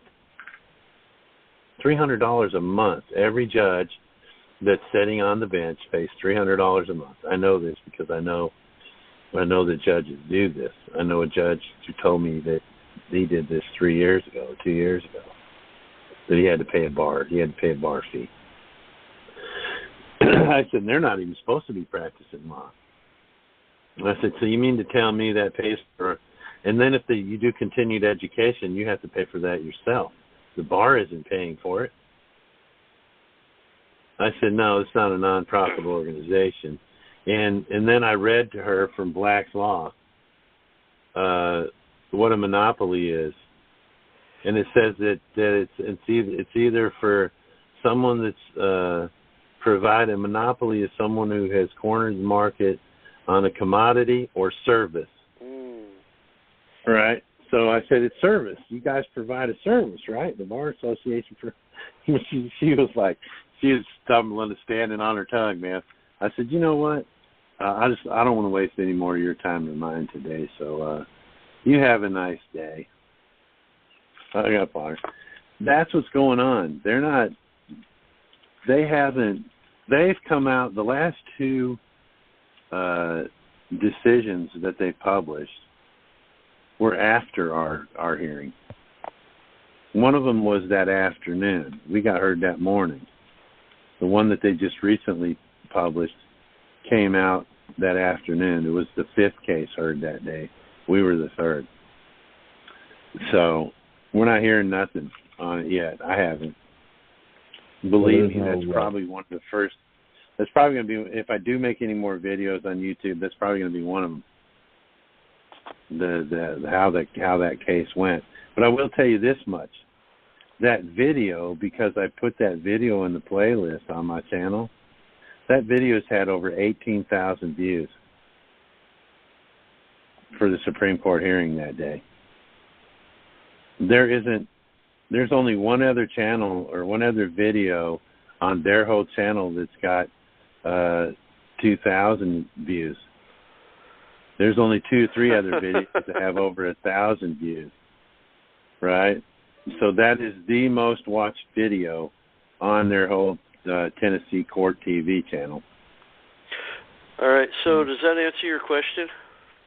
Yeah, I just wanted to mention my buddy worked for the Supreme Court of Tennessee, and he met the new justice they have, and he mentioned your name, and her eyes got big. He said it was pretty funny how the mood changed in the room. I just wanted to let you know. All right, man. All right, tell your friend I said appreciate sharing. Okay, 704. She's pretty cute though. The new justice that they got. Yeah. She's pretty cute. She's a good-looking woman, man. Well, don't fall for that. Yeah, she couldn't get over the books or records though. She kept saying books or records. I can't get over this books or records. What does books or records mean? I guess that was her moment in the sun. She was her first day of sitting on hearing arguments in the court. So. All right, 704 area code. You're next. Yes, hi, Chris. This is Jay Wilson here. Regarding the 1099As that we've been sending in, we've been sending it in to 1111 Constitution Avenue.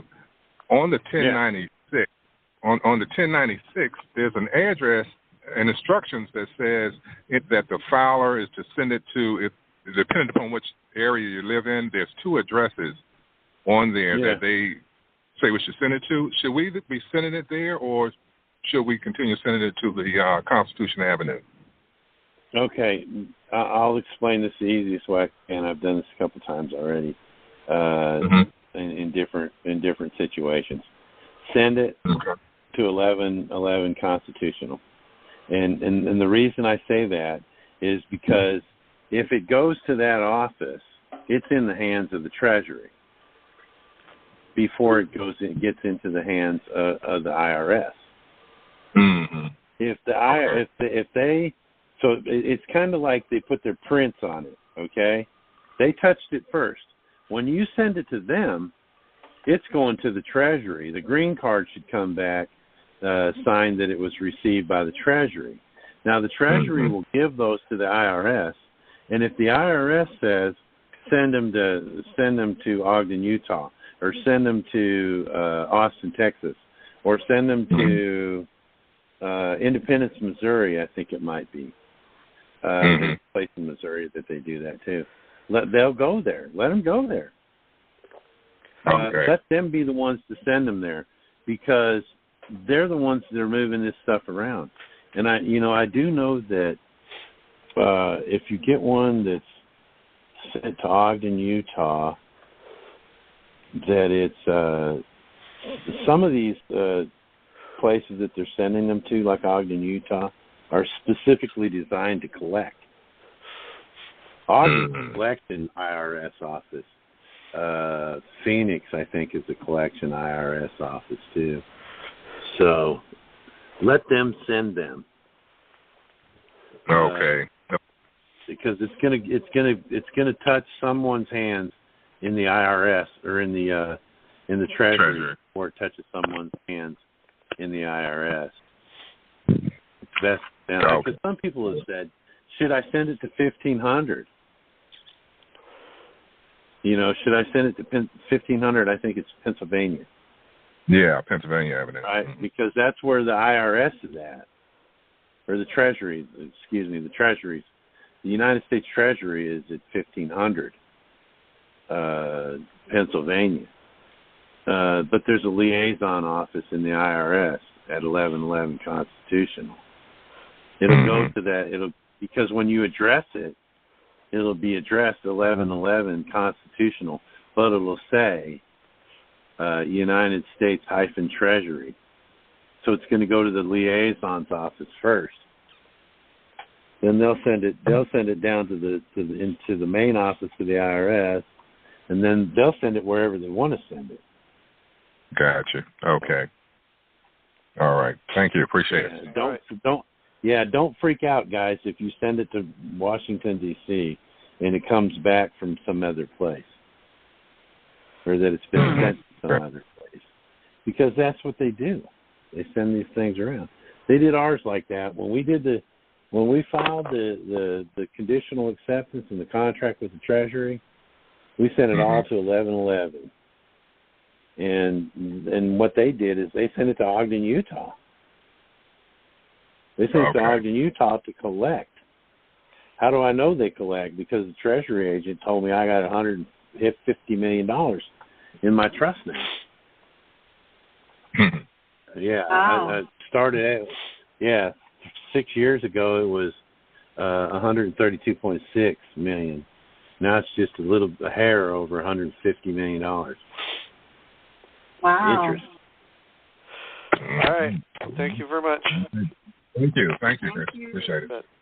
Yeah, man. Y'all have a blessed night. 520 area code. Hi, how you doing tonight? Arizona John. Good. You got it. John, how's it going, buddy? I've missed you, brother. Missed both of you, but anyway, I got a lot of questions, but I know you got a lot of people probably, so I'll go with I tried to stop a foreclosure, and I filed a federal district court case at the U.S. District Court in Phoenix, Arizona on September 1st in an attempt to stop the foreclosure sale on September 6th. And I gave them copies immediately. They all got copies of the lawsuit against them. Well, they went ahead and held the sale on the 6th. And at the foreclosure sale, as a witness, there was a no sale, and they said, it reverts back to the bank. Well, my credit report shows I owe B of A 0, which we all know that's really what I owe, nothing. But then they say now they're working towards evicting me from my own home, regardless of the court case, which I would find really rough. I was wondering if you had any eviction tips to stop them, or... John, I do. Send me an email, and I got some documents for you to use that'll shut it down. And is there... Okay, I hear you. I got that answer. Okay. Now, the other question is there a W-4 process that, or any process that would work at this time, or are we in limbo on them? Well, it's a court case. Court case, right? Yeah, I have a court number and everything. Yeah. Of course. Yeah, do a W-4. Well, I'm filing. I'm asking the judge for remedy. It's not like I'm after the judge, you know. So how does that work then? If you're gonna let the IRS audit them. Okay. Here's another quick question. Anytime you guys got anything going on with any cases, man, this W-4 seems to be working rather well. More so than it is with debt. You know what I mean? Mm-hmm. More so than this is working with debt, although it has worked with some debt. Could my nonprofit 501c3 buy my foreclosed house for $21 silver from me? Yeah, because see, you guys don't own this property. That's the way the county and the state is looking at it. Like the lady in Michigan, right? It's your trust. Every time you guys get a tax bill that says property taxes, it's coming in the all caps name. They're viewing the property as if it's owned by the trust. Remember, every taxpayer is a Cestui Que Trust. So if your trust comes to you in the all cap, your tax document comes to you in the all caps name, then it's the trust that owes the taxes. That's the way they're looking at it. Although they don't think that way because they're just told that you got to do it a certain way. But really the trust, as far as they're concerned, the trust owes the property. You don't. The trust is the one that owes the taxes. You can owe the taxes. You're not a trust. You're the beneficiary of the trust. So when you when the trust is owned, or when the property is really owned by the beneficiary or the living being, then it can't be held and controlled by the trust anymore. You can actually sell your property because you can act as a trustee of your trust. They let you do that all the time. You can actually sell, acting as the trustee, you can actually sell the property to the beneficiary, the human living and breathing man. You could do it all with a contract.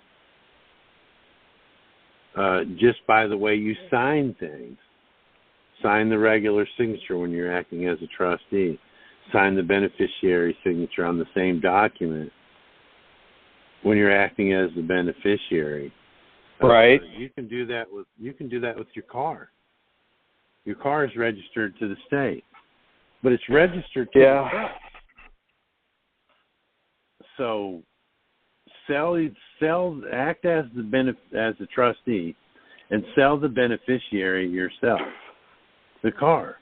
I did a process where I recorded it. I fired the foreclosure company trustee and made myself a trustee already. I did that. It's it's notarized and recorded because they're doing me harm. They're not doing me any help, and they have They have no interest in my property. There is, they've never put a dime into my property. They're just using any method to make money. And, we have an action is not given to one who is not injured. They're not injured, and they can't prove an injury. Yeah. So, are any of the conditional acceptance working? I have some of those huge ones where they stole all my mine machinery and bulldozers and everything. Is there a way to do them now, or is the Treasury wanting everybody to wait for something? Hello? Chris? Hang on a second. You guys broke up a little bit. Oh, I had one question. Are any of the conditional... Hold on. Chris, are you there? Yeah, it's coming in a little broken up. You're asking about, has any of the conditional acceptances worked? Yeah. Are they working right now to where we could do we could do those like I have some huge ones? Yeah. So I think the question comes down to, Chris, like, as far as an inhibiting document, how to file a lien without using the UCC1, because the UCC1, generally speaking, I believe is for personal property, and you have to have somebody's signature, is what I was told by an attorney. Perhaps there's another way to file a lien that does not involve the UCC1. There's a common law lien, which is 100-year expiration. I have that recorded for $72 million. Then I recorded a $72 million UCC1. No, see, stay away from the UCC. It's going to get you in trouble. What I mean is, like, with your claim against whoever it is that's injuring you, how do you inhibit their property without using a UCC1, which is dangerous to you? I see. It's like here in Oregon, the attorney I spoke to said that if you inhibit their real estate, they have to sign that. They have to have a wet ink signature agreeing with it, otherwise they won't record it, or if they do, you're in trouble. So maybe there's some other way of recording a lien. I don't know. Well, that's on somebody else's property. I've owned this property since 1976, so I can actually put a lien in my work and labor and the values, John, You say you have a conditional acceptance claim against some people, right? Well, yeah, that's for theft of my heavy equipment and mine machinery. That's what I'm talking about. Find a way to inhibit them by filing your lien against them, and that'll throttle them. In fact, you may just because something is not recorded in the public doesn't mean it doesn't exist. Go find who their bank is and give a notice of lien to their bank and watch your account shut down. Okay, couldn't we do it though with the conditional acceptance program where we give them notice, they don't respond, and then we go ahead and submit it to the Treasury?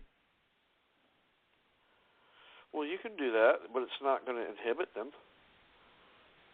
I don't care what happens to them. I just want to get my money out of their theft and vandalism. Okay. That's all I was saying. Chris? Yeah. Okay. On that front. Any thoughts? As long as you're hitting them, man, you guys, you're getting proof. You're getting the contract. You're getting them the contract that they've done you wrong. That's where it's really at. It's not about leaning them and stopping them from doing what they're doing as much as it is getting them the contract that they're committing crimes against you. Right.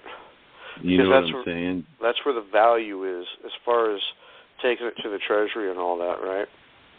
Mm-hmm. Okay. All right, John. I'm looking at. I was talking. Well, the reason I was asking this, I thought in some of our early tutorials, we had a methodology. Like I've had 4 D7 bulldozers, 1 8-yard loader, and 5 4-yard wheel loaders stolen by these crooks under the auspices of the politicians. and as well as other stuff. So I thought we could do a conditional acceptance, and then when they don't respond, we just submit that to the Treasury and get our money. Yeah, that's how you do it. Well, it's not. I was hoping that was how. Pretty much. That's pretty much what you do is you got a contract.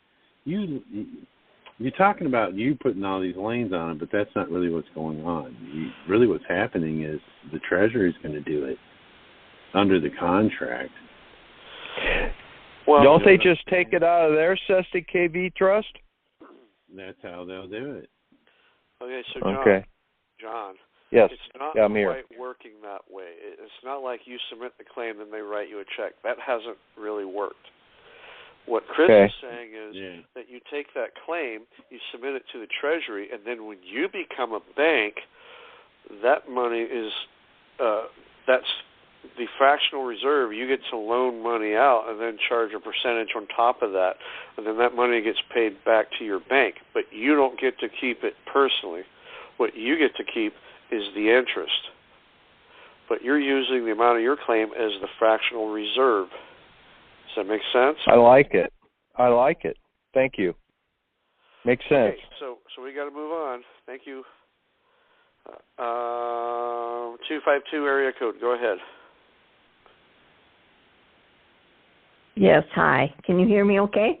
Yes, we can. Go ahead. Yes, ma'am. Okay. This is Katie in Colorado. And I was just wondering on the W-4, if we do that sandwich with our cases. I have a son incarcerated as well, and I want to, can you put more than one case on a W-2 or a W-4 rather? No. What you'll do when you file these, you'll do the you can only file one 1040 a year, okay? But what you'll be doing is your W-4. Yes. Say you got two different cases, okay? Two different case numbers, okay?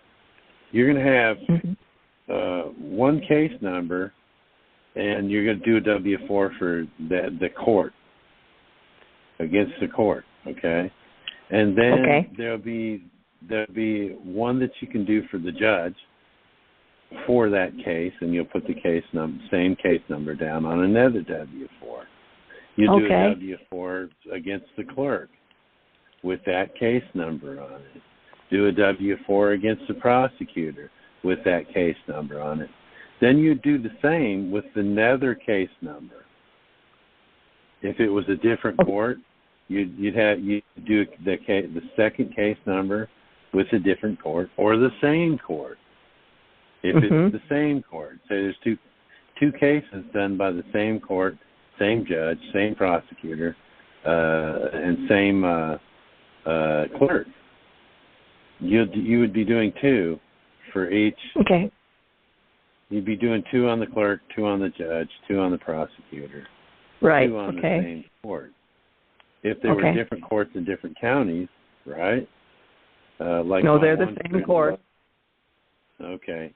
Then you would do one for each case, and then you'd do one for each person involved in each case. And then you'd file, say you did that, say you had two cases. You're going to file against the same court twice, the same judge twice, the same clerk twice, the same prosecutor twice. That would be 8 W-4s. Okay. Then you'll send those all together with the 1040. Oh, I see. Okay. And what people aren't doing, but I would suggest to do, is do an 8888 with that too. That way, any money that comes back to you on that, it'll be yours. What's happened? Check it out, y'all. When you're doing these W-4s, and you're doing them in a court case like that, what you're doing is you're saying, because those bonds were created against, those penal bonds were created against your son, is trust. Yep. Okay? So money's been made on those bonds. Your son we don't get to know what they're doing with these bonds. Most people don't even know that they're creating multi-million-dollar bonds based on every charge. Yeah. So what you're doing when you do the W-4 is you're saying, look, IRS, these bonds were created against my trust, and I'm ready to pay the taxes. But I can't pay the taxes because I don't know how much money the bonds are. Then the IRS initiates an audit against the court and the case. Now the court has to decide what they're going to do. Are we going to give up all these bonds, which means they're going to be responsible for the taxes that are owed? If I had 42 counts, like Tennessee says, and they created $12 million per count, that's up $504 million. If the Davidson County has to pay taxes on that, you're looking at about probably $70 million. They can't do that. No, we can't do that. And it's not the county; it's the actual circuit court of Davidson County that has to pay the taxes. Yeah, right. They have to settle. They have to balance the book because it's an audit. They have to balance the books. And the only way that they can balance the books if they can't pay for the bonds is to abandon them. So they'll abandon the bonds rather than pay the taxes on it. When they abandon the bonds, there's no longer a case. Okay? Which means it has to let the sun out. According to the theory involved in this whole thing, you'd have to let your son out because there's no case. Right. Okay. Chris, you still there? Yeah, I'm still here. Okay. Can you hear me? Yeah, go ahead. Yeah, I'm still here. And just one more question. They'll abandon the bonds.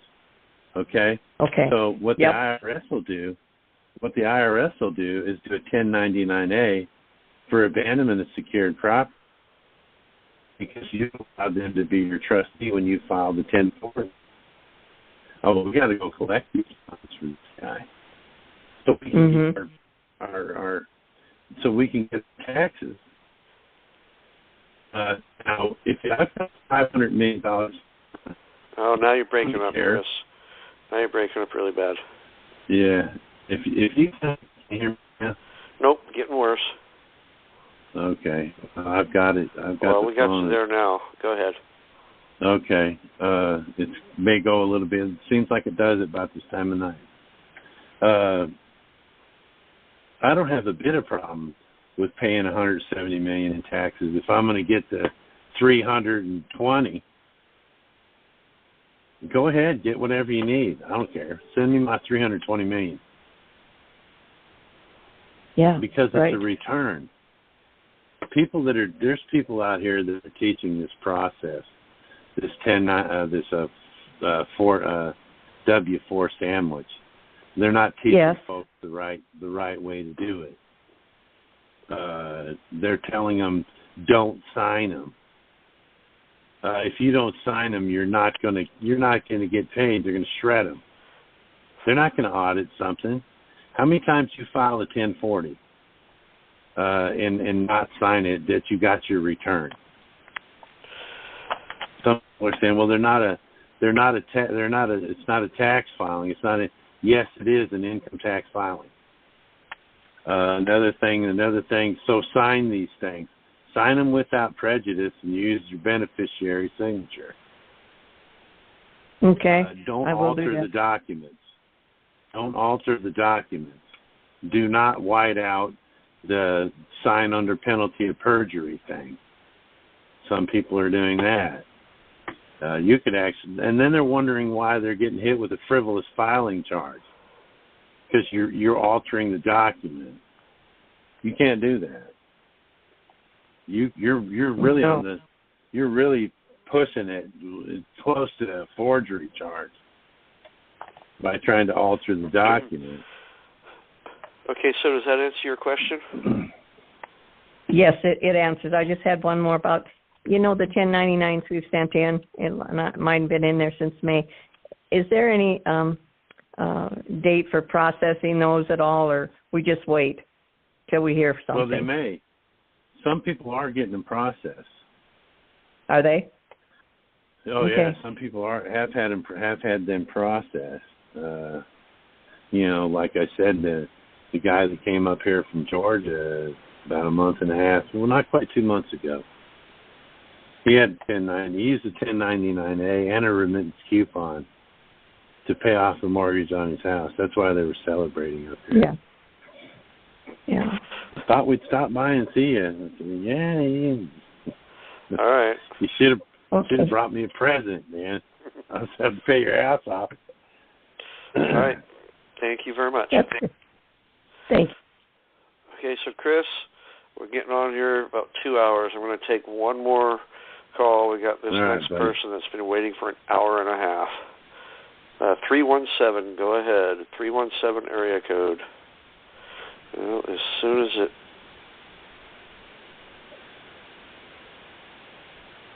There we go. All right, 317. Hello. Yes, go ahead. Oh, hey, Chris. It's Dawn, the dealership girl. You and I talked months ago, the finance manager. But the mortgage thing, can I say this real quick about that? The thing about the mortgage companies is they want their money, right? That's all they want. They don't really care about that house.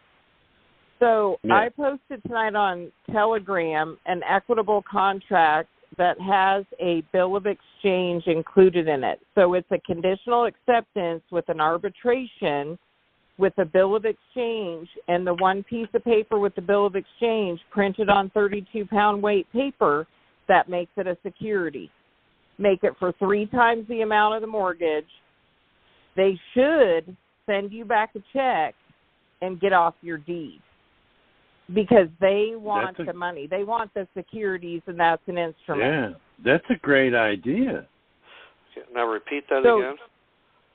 Okay. Yeah, say it again so everybody, pay attention, everybody. Listen to this. This is a great idea. Okay, so the banks want the money. The banks are the middleman. So all these mortgage companies, all these auto, all of them, they want the money. So I posted tonight on Telegram, it's called an equitable contract. So it has a conditional acceptance, an arbitration, because every contract has an arbitration with the Arbitration Act of 1997. So the country runs on acts and trusts.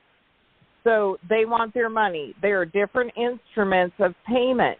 You make them a security. So you send them a conditional acceptance with all the the House Joint Resolution 192, all the laws, all the trust laws. Yeah. Then inside there is a bill of exchange. It looks like a check. You make it for 3 times the amount of whatever you owe. You print it on 32-pound paper. That makes it an instrument. That makes it a security, a cashable security for them. Yeah. Then you send it to the trustee of whatever company. So it's the mortgage company. That mortgage company has a trustee to get your trust money. Every company has a trustee. Go to the SEC system, Securities and Exchange EDGAR system. Look up that company. Look at their 10K filings. Find their trustee. Send that to the trustee and the CFO of whatever mortgage company, auto loan, whatever loan you have. You send it to both of them, get it notarized, sign it in your beneficiary signature, sign that bill of exchange in your beneficiary signature, write your contract number, all your stuff. It's all in there. Send that to the trustee and the CFO. Those are the boys or gals that want your securities, and they'll know how to cash them. So can you contact me at my website, youhavetheright.com, so we can go over this? Yeah, for sure. And then, Tad, I posted that tonight on Telegram. I'm forward on there. And then I'll do that tomorrow. Look, it's hard to find messages on that thing. Okay, I'll do that tomorrow. I'll contact you. And then the bills of exchange, let's talk about these remittance coupons super quick. I also posted the IRS has code that says if you get a bill of exchange from a taxpayer instructing you to FedWire and settle the account, send it to the Office of the Executive Secretary. I'll also get with you about that. So what are bills of exchange? What is your coupon? It's an instrument. It is a bill of exchange. Yep. So you sign those and you send those to the Office of the Executive Secretary, and they settle your account through FedWire. Yep. Oh, there you go. Yeah, so the Great. Treasury, like that sounds interesting. I haven't heard that. But then the IRS has your remittance, because people look at those coupons, you don't, like, it is a dividend check. That is a bill of exchange. That is an instrument. If you look at the instruments, the definition of instruments under the USC code, because that's what they run off of, Act, USC code, CFR code, that's all they run off of. So if you look at it, and the definition of bills of exchange is one of them. Okay, I'll get with you, Tad.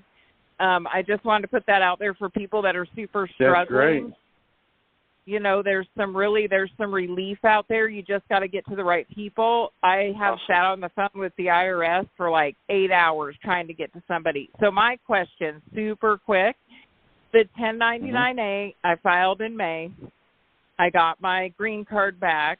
Then August 18th, I got a letter from the IRS that said we need an additional 60 days to see what we're going to do with your account.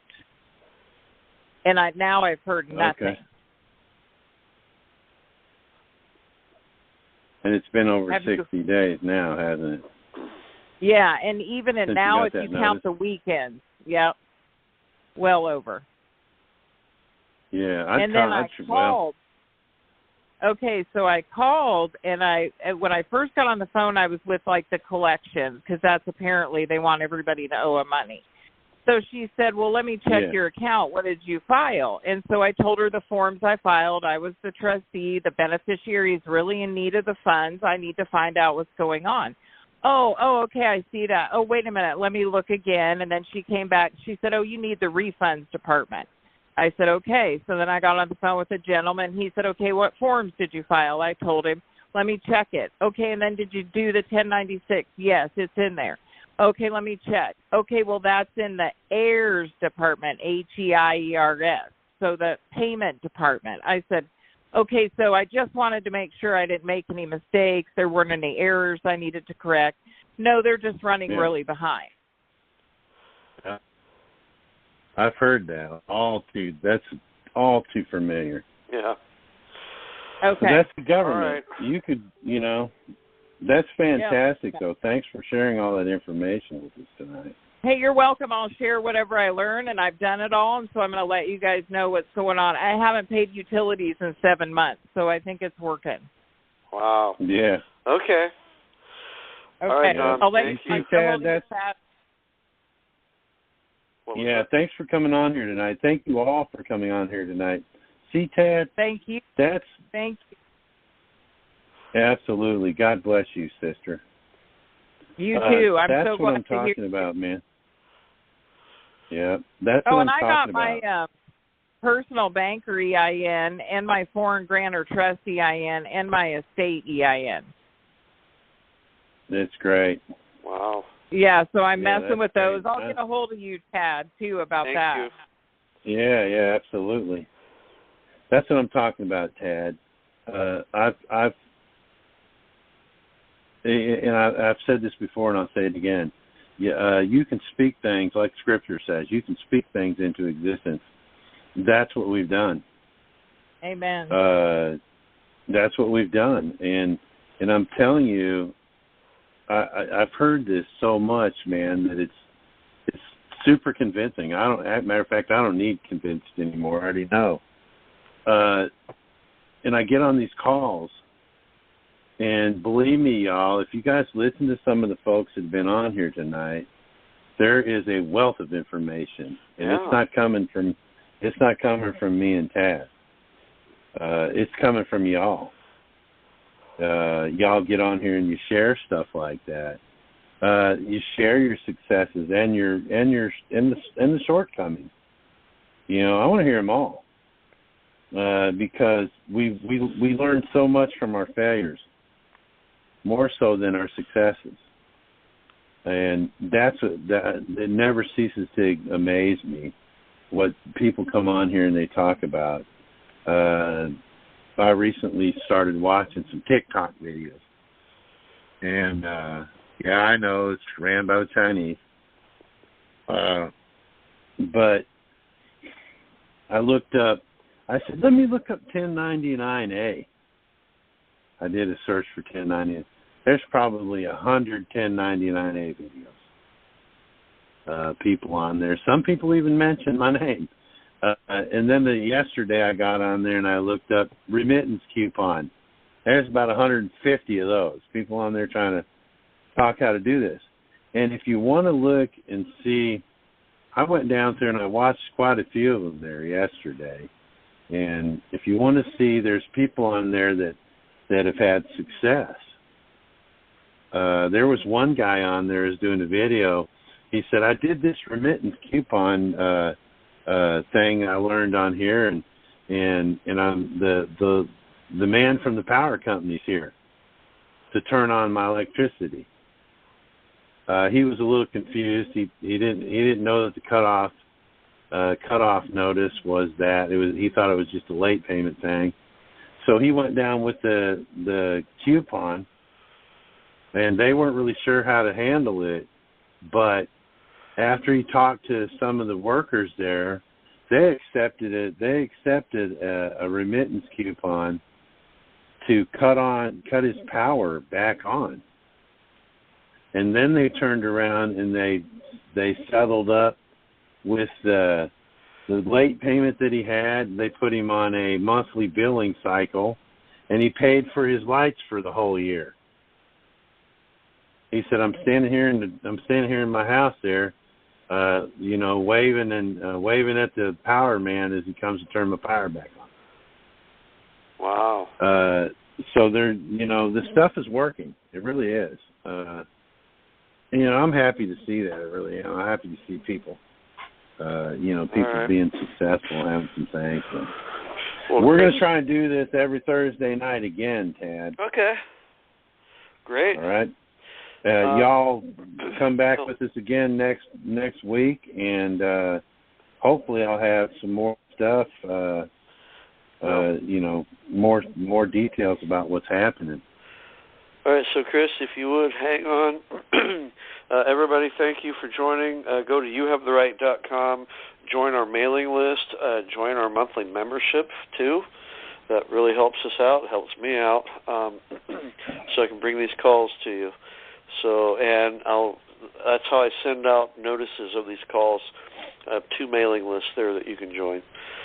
Okay, Chris, everybody, thank you very much. We'll talk to you next week. Good night. Peace and blessings, y'all.